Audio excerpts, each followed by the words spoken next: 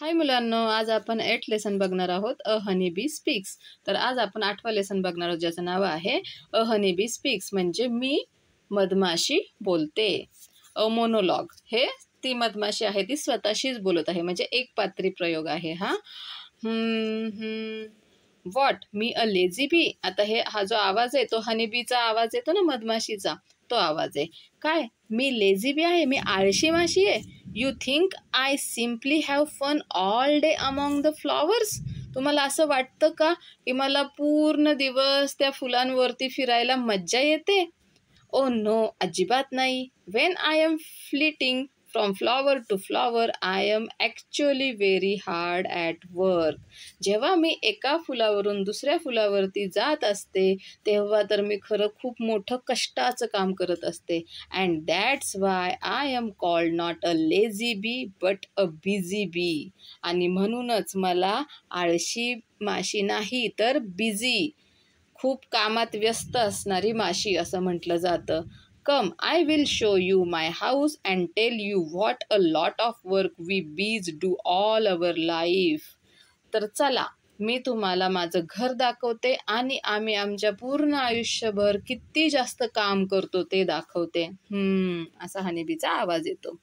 My house is called a honeycomb. तर माझ्या घराला हनीकॉम्ब, मधमाशाचं पोळं असं म्हटलं जातं. It's a big house with thousands of rooms or cells. हे खूप मोठं घर असतं ज्याच्यामध्ये हजारो रूम्स असतात. हे बघा, ही एक रूम, ही दुसरी, अशा प्रकारच्या रूम्स किंवा सेल्स असतात. इच रूम हॅज 6 इक्वल साईड्स. आता बघा, ह्या प्रत्येक रूमला 6 इक्वल साईड्स आहेत. 1 2 3 4 5 6. त्याचप्रमाणे इकडे पण 1 2 3 4 5 6 असे 6 इक्वल समान बाजू असतात. We take a lot of care to build it. आम्ही हे बांधताना, हे घर बांधताना खूप काळजी घेतो. We even produce the material for building the comb. आणि आम्ही या कॉम्ब बनवण्यासाठी, मधमाशाचं पोळं बनवण्यासाठी लागणारं मटेरियलसुद्धा स्वतःच तयार करतो. साहित्य जे आहे ते स्वतःच तयार करतो. इट्स कॉल्ड बीज वॅक्स. आणि त्यालाच काय म्हटलं जातं तर वॅक्स, म्हणजे मेन म्हटलं जातं. बीजचं, मधमाशीचं मेन असं म्हटलं जातं.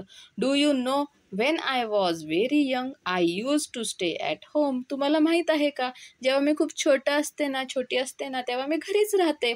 But even then I had to do a lot of work. पण जरी मी घरी असले तरीसुद्धा मला खूप काम असतं करायला. I had to look after the larva the babies that would grow into bees. मग मला घरी बसून काय काम असतं तर मला जे लार्वा आहे, लार्वा म्हणजे काय तर जे अंडी घातलेले असतात त्या अंड्यामधून छोटे छोटे बेबीज येतात की नाही, तर ते त्यांची जी वाढ होते बीज म्हणून, तर त्यांच्यावरती लक्ष ठेवायचं असतं. I had to feed them and protect them. मला त्यांना भरवायचं असतं, त्यांचं संरक्षण करायचं असतं. If anyone came near our comb to disturb it I was ready with my weapon a sting. जर कोणी माझ्या घराजवळ आलं आम्हाला त्रास द्यायला तर मी माझ्या हत्यारासहित, माझ्याकडे एक वेपन आहे, हत्यार आहे, ज्यानं मी त्यांच्यावरती हल्ला करते. कोणता आहे? स्टिंग. स्टिंग म्हणजे काय माहिती आहे का? ती मधमाशी जी डंख मारते की नाही, चावते की नाही, त्याला म्हणतात स्टिंग. तुम्हाला माहिती आहे ना, तुम्ही जर मधमाशाच्या पोळ्याजवळ गेलं तर मधमाशा कशा मागं लागतात आणि आपल्याला चावतात, हो ना. I am not only a worker I am also a soldier. मी फक्त कामगारच नाही आहे, कामच करत नाही, तर मी एक सोल्जर पण आहे, ज्याने की मी आपल्या घराचं रक्षण करते. Beware don't trouble me. तर सावधान, मला त्रास देऊ नका. ट्रबल म्हणजे त्रास. Well to go back to the comb I had to keep the comb cool by fanning it with my wings. तर आता इथपर्यंत समजलं. आता परत आपण माझ्या घराकडे जाऊया. तर जेव्हा ते बी वॅक्स प्रोड्यूस होतं, बी वॅक्स म्हणजे हे जे आहेत की नाही, हे जे कोंब आहेत ते एकमेकांना चिटकून राहण्यासाठी ते बी वॅक्स तयार होतं. पण ते पातळ असतं, मग ते घट्ट होण्यासाठी मी माझ्या पंखांनी त्यांना हवा घालते आणि ते थंड करते. Then I had to keep the house in order, put away all the honey and food that other bees brought from the flowers. आणि मग आता माझ्या घरामध्ये माझं घर व्यवस्थित ठेवायचं असतं मला. मग मी काय करते, जे मधमाशांनी फुलांमधून जो मध गोळा केलेला असतो ते हनी आणि ते अन्न आहे ते मी वेगवेगळं ठेवत असते. But luckily I had hundreds of other बीज वर्किंग विथ मी. पण सुदैवाने माझ्यासारख्याच अजून 100 शेकडो अशा मधमाशा असतात माझ्यासोबत काम करायला. हे बघा इथं दाखवल्यात त्याप्रमाणे. We all work together without ever fighting. आम्ही एकमेकांशी न भांडता एकत्रपणे काम करतो. That's one reason why we can build such perfect and beautiful house. आणि आम्ही एकमेकांशी भांडत नाही आणि एकत्र काम करतो, त्याच्यामुळेच आम्ही इतकं छान आणि परफेक्ट घर बांधू शकतो, सुंदर घर आमचं बांधू शकतो. Yes, I helped with the house building too. हो, तर मी घर बांधण्यामध्ये सुद्धा मदत करते. We keep making our house bigger and bigger to make room for the babies and for the food and honey we gather. हो, आम्ही आमचं घर मोठं सतत मोठं बनवत असतो, म्हणजे आम्हाला बेबीजला, आमच्या पिल्लू ज्या मधमाशा असतात त्यांना ठेवण्यासाठी जागा असावी, अन्न ठेवण्यासाठी, आणि जे मध गोळा केलेलं आहे तर ते सुद्धा घरामध्ये ठेवण्यासाठी जागा असावी. When I became older I began to fly out of the comb to gather nectar. आणि जेव्हा मग मी मोठी होते तेव्हा मग मी बाहेर उडून फुलांमधलं नेक्टर जे आहे ते गोळा करायला जाते.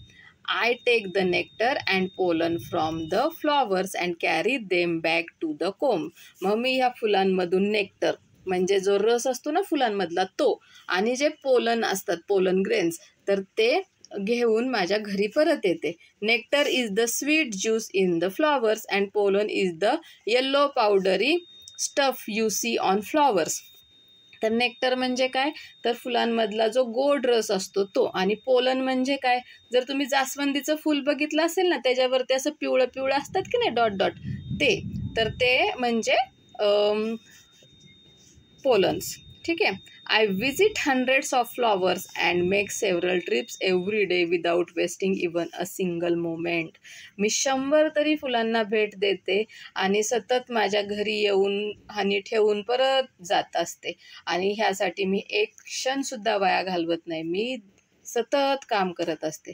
The nectar from the flowers is too thick. फुलांमधला जो रस असतो तो खूप पातळ असतो. We bees turn it into the sweet thick honey that you like. आणि आम्ही मधमाशा त्या फुलांच्या रसाला घट्ट हनीमध्ये, मधामध्ये कन्वर्ट करत असतो, त्याचा बदलत असतो, जो की तुम्हाला खूप आवडतो. It's only because you called me a lazy bee that I stopped and explain it all to you. आणि फक्त तुम्ही मला आळशी मधमाशी म्हणता म्हणून मी थांबले हे तुम्हाला सगळं सांगण्यासाठी. Otherwise I have not a moment to lose. नाहीतर मला अजिबात वेळ नाही आहे वाया घालवण्यासाठी. बाय. आणि मग बाय. समजला हा लेसन? Bye bye.